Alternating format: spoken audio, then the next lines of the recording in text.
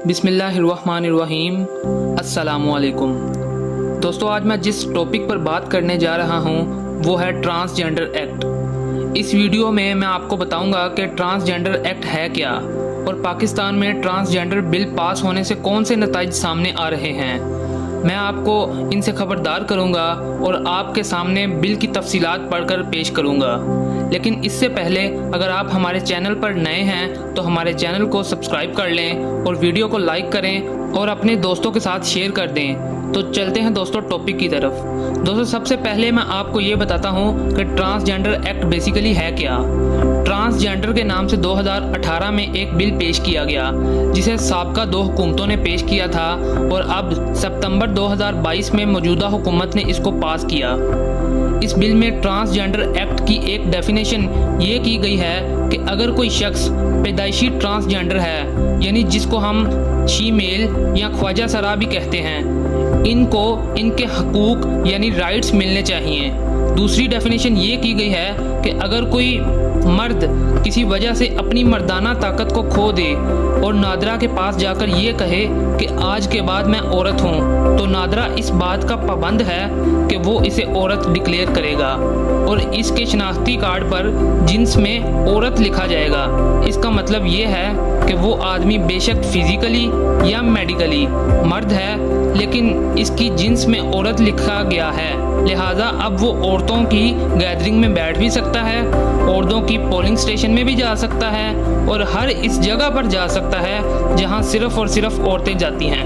यहाँ तक कि वो किसी मर्द से शादी भी कर सकता है क्योंकि अब वो कानूनी तौर पर औरत डिक्लेयर हो चुका है। तीसरी डेफिनेशन जो ट्रांसजेंडर की गई, इसमें मर्द और औरत दोनों को खुली छुट्टी दे दी गई। इसमें यह कहा गया कि अगर किसी मर्द की हरकतें औरतों वाली हैं और वो कहे कि अल्लाह ने मुझे बेशक मर्द पैदा किया, लेकिन मुझे अपने अंदर से मेरे अंदर से मुझे फीलिंग्स आती हैं कि मेरी फीलिंग्स जो हैं वो औरतों वाली हैं, और वो नादरा से जाकर कहता है कि मैं बेशक मर्द हूँ, फिजिकली मैं मर्द हूँ, लेकिन मेरे अंदर की फीलिंग्स जो हैं वो औरतों वाली हैं, तो नादरा इस बात का पाबंद है कि वो इसे औरत डिक्लेयर करेगा।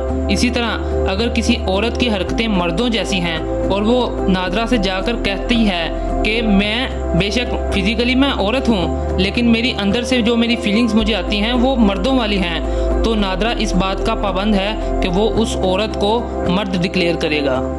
अब इस कानून ने मर्द को औरत और औरत को मर्द बना दिया। इस तरह मर्द से और औरत से शादी कर सकती है। कुरान मजीद में कौमे लूत की जिस बुराई का जिक्र किया गया है, जिसकी वजह से अल्लाह ने इन पर अजाब भेजा था, यानी आसमान से पत्थर बरसाए थे और इनकी बस्ती को आसमान से उठाकर ज़मीन पर पटका था, वो मर्दों की हम जिन्स परस्ती ही थी। दोस्तों, इस कानून की वजह से हमारे मुल्क में हम जिन्स परस्ती को कानूनी हैसियत हासिल हो चुकी है, जिसकी वजह से अब तक पाकिस्तान में 28,000 लोग अपना जिन्स तब्दील कर चुके हैं। दूसरी तरफ अगर देखा जाए तो बरतानिया और दूसरे ममालिक में ये कानून अभी तक नहीं आया। वहाँ अगर किसी शख्स को लगता है कि मैं मर्द नहीं हूँ, तो बरतानिया का कानून ये कहता है कि ये शख्स 2 साल तक किसी मेडिकल बोर्ड के पास रहेगा, फिर वो मेडिकल बोर्ड 2 साल तक इसका मेडिकल चेकअप करेगा और इसकी मेडिकल रिपोर्ट तैयार करेगा। फिर इस रिपोर्ट की बेस पर इसका फैसला किया जाएगा कि इस शख्स को मर्द डिक्लेयर करना है या औरत डिक्लेयर करना है। दोस्तों, अगर देखा जाए तो पाकिस्तान बर्बादी की तरफ जा रहा है और यही वजह है जिसकी वजह से पाकिस्तान में मुख्तलिफ बीमारियां और मुख्तलिफ अजाब आ रहे हैं, यानी कोरोना जैसे और सैलाब जैसे अजाब आ रहे हैं। खैर दोस्तों, जो बातें मैंने अभी आपको बताई, अब इसको मैं बिल की शक्ल में पेश करता हूँ। दोस्तों, अब मैं आपके सामने बिल की डिटेल पढ़कर सुनाने जा रहा हूँ और बाकी डिटेल्स को छोड़ते हुए डायरेक्टली पॉइंट पर आते हुए मैं आपको इस बिल का तीसरा पैराग्राफ पढ़कर सुनाता हूँ, जिसमें लिखा है कि the recognition of identity of transgender person, यानी कोई शख्स जो ख्वाजा सरा है, इसकी पहचान कैसे होगी। इसके फर्स्ट पॉइंट में लिखा है a transgender person shall have a right to be recognized as per his or herself perceived gender identity as such in accordance with the previous provision of this act. यानी ख्वाजा सरा अपने आप को जो समझता है वो कहलवाने का हक भी रखता है।